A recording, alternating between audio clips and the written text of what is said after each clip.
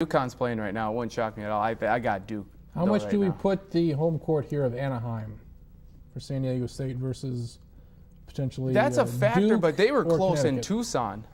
Yeah. And they still struggle with Temple. I don't know how big that'll get. That's still decent, though. That is a pretty distinct home crowd. They've only lost to one team all year, Yeah. and fortunately for them, they're not in this region. So, people are kind of forgetting about San Diego State. I don't have them beating UConn, but that's a team that's just as capable of winning a title. That is probably the X factor in this region is the distinct home court advantage San Diego State could Well, I don't think have there's very much of one, honestly. because their campus is only 2 hours away from Anaheim. That does it for previewing the Sweet 16. Next week we'll see how we did with that. Probably won't be that great. But when we return, we'll recap how the Summit League teams did in their respective tournaments, Oakland in the men and SDSU in the women's tournament. When we return, you're watching the Sports Lounge.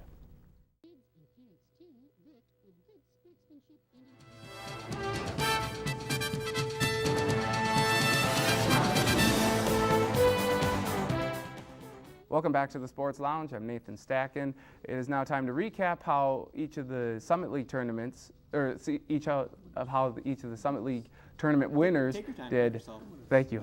Oakland and South Dakota State did in their respective tournaments. Each team lost in the first round. Oakland losing 85-81 to Texas. The SDSU women gave Xavier a run for their money in the first half, but ended up getting blown out. What was the final score of that? 72-56. 72-56. Final score. How do you guys grade how they did? And what do you? I want your opinions on Oakland since you were quite high on Oakland. Well, we'll get to that in a sec, but let's first just go over SDSU. First half played very well, better than I thought. Those last 2 minutes really did them in. They were within two there with 2.5 to go, and Xavier went on a little 7-0 run and had a 3-point play there. In the final minute, that you went in the locker room with a bad taste in your mouth, and then Xavier put it on, got up by 20 there in the second half, and Xavier has two girls who are 6'6" and 6'5", I believe. Is that correct? Yeah. With that, it's very tough. You're talking about size differentials. A 13-foot front court, and that gave issues. You could tell that players like Katie Lingle and Jenny Sonnenberg just were not comfortable, and for good reason. Xavier's a really good basketball team. Certainly capable of probably winning the whole thing when you got that front court that they do. I don't think SDSU as a team should be disappointed with the way they performed. I mean, now Xavier's lost 2 games all year, and a decent mid-major conference. So,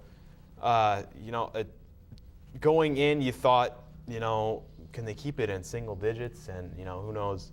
No 15's ever beaten a 2, so you shouldn't be thinking, they're going to win this basketball game. But I don't think you can be disappointed with the way they played. And I mean, they did some things pretty well. I mean, they were playing SDSU basketball. Given how they struggled throughout the beginning part of the season and how they really turned it on towards the end of the year, I think this has been one of AJ's better coaching or best jobs in terms of coaching this season. Yeah, they really turned it on late in the year. And, like it's been said, I think, they can be disappointed with the result. Obviously, you're never happy when you lose. But the way the game played out, it appeared, they played their best. They were just playing a team. Xavier was ranked 5th in the country. They're playing a team significantly more talented. Did anyone hear a slip-up when they said San Diego State? Did anyone hear one of them? I don't think there's a single one of those. Trey Wingo, Dos Wingo, had one. At the end of the game, he said South Dakota. Oh, yeah, he just said South Dakota. If we were about, 130 miles south of where we are right now, that would be fine. But is that better or worse than being called San Diego State? How far is it from Vermillion? I don't know. Honestly, I think it's better. At least that way they have the state right. Okay. But, it's each person's preference. But for some reason, they don't get Oklahoma and Oklahoma State mixed up. Michigan State. They don't get Florida and Florida State mixed up. USC's. They don't get Maine and Maine State mixed up. I've never seen them get North Dakota and Notre Dame mixed up. Shockingly, the ND doesn't screw them, but somehow this little podunk prairie town here really confuses the worldwide leader for some reason. Well, maybe the 4th time will be a charm. Maybe if we make the tournament for a dozen years in a row, you wonder finally figure out what the hell. You wonder when the men get if they make the Final 4, they might start getting well, you wonder right. if the men make it. if CBS and Turner Sports are going to confuse South Dakota State with San Diego State. I think they have a few more educated people on What set. if next year the men make a run, make the tournament, and they're like a 15, Play San Diego us. State's a 2, Play them. first Awesome. round SDSUs. Beautiful. Beautiful. I guarantee you SDSU will win. All right, now to the Nice. Oakland Very men good. who won the Summit League tournament. They lost to Texas, as I said earlier, 85-81. Texas was red hot from the floor. They could not miss early on. Benson did not have his best game. He was rather soft. What did you guys take away from that game? And well, I was disappointed with the way Oakland played. They tried pushing the tempo, but they ended up just playing sloppy because of it. Now that's kind of their trademark, is to run up and down, score a lot of points. Then they tried doing it, and they didn't look very good. Really, I felt the only player who really played the way he should was Travis Bader. Reggie Hamilton didn't really get going until the second half. well, Bader kind of kept the team in it in the first half with Yeah. some timely threes and just some big buckets. Yeah, right. Reggie Hamilton started off slow. Keith Benson obviously was not himself. Keith Benson played probably one of the poorer games of his career, and at a really, really bad time. Thompson from Texas ate him up. 7 Yeah, blocks, I it's believe, 7 a Texas blocks. record. I mean, in the he'll be a NCAA first-round tournament. pick. He says he's coming back. I'm sure he'll go out Yeah. next year, and he'll be a maybe even a lottery pick. But he's very, very But good. yeah, Benson did some things that I'd never seen him do, mostly because he was.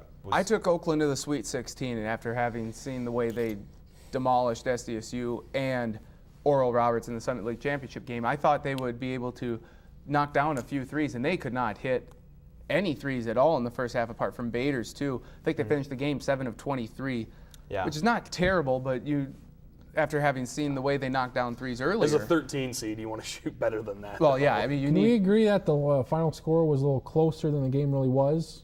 They Yeah, only lose yeah, by it's because it 4. was. Yeah, I it mean, definitely the was. Oakland's down double digits until the last few minutes of the game. They did there. make that little run 80-75. And then Reggie Hamilton had a 3 there to tie it up, or at least to get within 1. Yeah. That went in and out. halfway in, halfway out, yeah. So there you have it. Both teams representing the Summit League in their respective tournaments lost in the first round. So we'll have to see how each team does next year. Maybe some new blood will be in the tournament. SDSU for the men, hopefully SDSU for the women as well. But we'll have to wait and see. When we return, it's game time. Travis is the defending champion. Throwing shanks And- around. Well, we don't have This the is it. entire This is it. trophy. This is it. Well, he does there. I have the golf club. This is it. Will he retain his title? Possibly. Find out next. You're watching I the don't know. Sports Lounge. I don't know.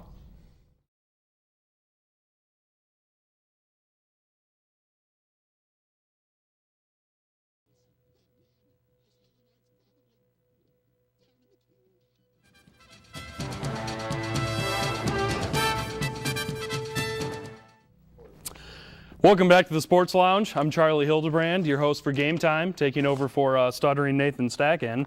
We have some true and false right here. Starting off, true or false? No, you're fine. I just wanted to bring a little levity to the set. Okay. But true or false, Ohio State will play in the national title game. 3 trues. All right. Stacken, you start. Well, because I picked Ohio State in the national championship game, I feel like I have to keep them. And also, there are only 2 or 3 really good teams in college basketball this year: Kansas, Ohio State, and Duke. And I think Ohio State has more talent than Duke, and I say they will get to the national championship game against Kansas. Well, you look at it, I think they shouldn't have any problem with Kentucky. Kentucky, a couple close games that they've been in. Carolina, if they play up to their potential, they can knock them off. I said, well, I don't know what Stackett's laughing about, but I said if they could get by Texas San Antonio. Yes. The They first really round. looked good in the playing game, though. They did. I'm not even sure if that's who they played. Did they play UTSA? They did. Yeah. Ohio State? Yeah. Yeah. I said if they can get by UTSA, then I think they'll make it. Yeah. So they'll be in the title game. I like it. Good deal. Second question. Jimmer Fredette is the best player in America. I assume we're going college, right? Yeah, in men's college basketball, Yep. yes. And high school too, probably. And high school. And 6th grade, too. Yes. All right, we have 1 true. Stacken, you're starting You again. could make the argument for Kemba Walker. You can make the argument for Nolan Smith. Yes, you There definitely is maybe another player or two that I'm forgetting off the top of my head that you could go with, but it's Jimmer Fredette. He scores points in bunches. He is so good with the ball. He can shoot. He's got range from all over the court. Try and stop him. Try and defend him. And if you can take him away, he'll just make a nice pass to one of his teammates. He can get assists. He can rebound. He does everything. Jimmer Fredette's the real deal. He will find a place in the NBA, and he is the best player in America this year. I think Jim is a pretty good player. Probably maybe a top 5 player on all of college basketball. Is he the best player ever named Jim? Oh, man. No. Though I can't think of another one off the top of my head. Okay. He's very good. However, I'll give edges to Nolan Smith from Duke. Maybe Derek Williams in Arizona. He's very good. Man, who else? I know who else is there. There are others. Kemba Walker's very good. Maybe? Jared Sullinger is the one I was thinking of. Morris, solid. There's a great crop of 5 to 10 really, really good college basketball players. Jimmer's in that group. However, I don't think he's number 1. Scorer, yes. Shooter, yes. Player, no. Got to do a little. To, then? Well, like he said, Kemba Walker, I mean, he's good. Sullinger, I like him. I need somebody, I think he wins Player of the Year. But I need somebody to give me a little bit more than just a shooter. Fair enough. Question 3. The Big East deserved 11 teams in the tournament. I don't know. Do I go true or false? Did they or didn't they? We have 2 true. Oh, wait. Oh. 2 false. Yep. Oh, you just went with that. 'cause One. you saw that I Okay. went Stacking. true. You know what? You're I'm starting gonna go again. You're the only true. You know what? If the only people that you can, or the only teams you can make a case for are Colorado and Virginia Tech. What about Harvard? And Harvard, too. I forgot about Harvard. Thank Thank you for reminding me of that, though they end up losing in the NIT. No, the Big East is the best conference in basketball. Are they a little overrated? Yes, but that's because they beat up on each other all the time. They have a lot of good teams. This year, they did not have 1 or even 2 great teams.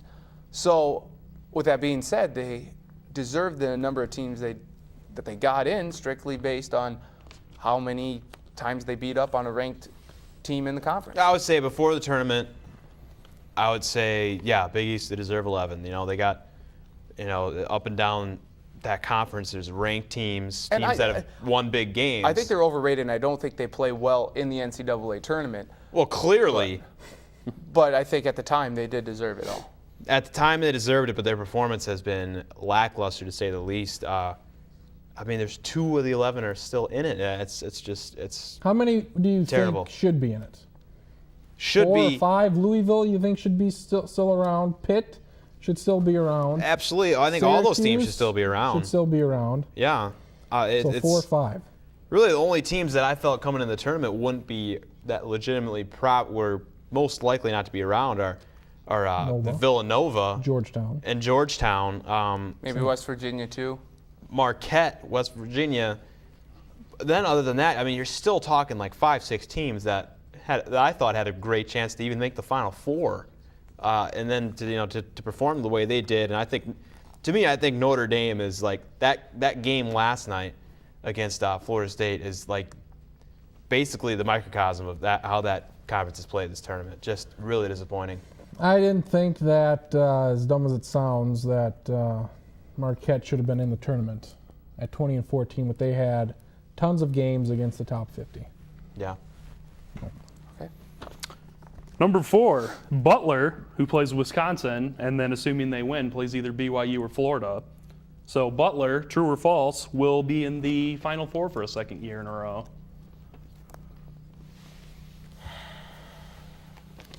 All right, different starting point. False, Travis is the boys. only true. You get to start now. I took them earlier in the show. It could be made that Pitt may be the best team they'll play in their first 4 games. I think they can get past Wisconsin. Wisconsin, they played very well their first couple games, but whatever it is, they just don't do it for me. Wisconsin, the whole state, I hate it. So I think they can get past Butler. Butler can get past Wisconsin.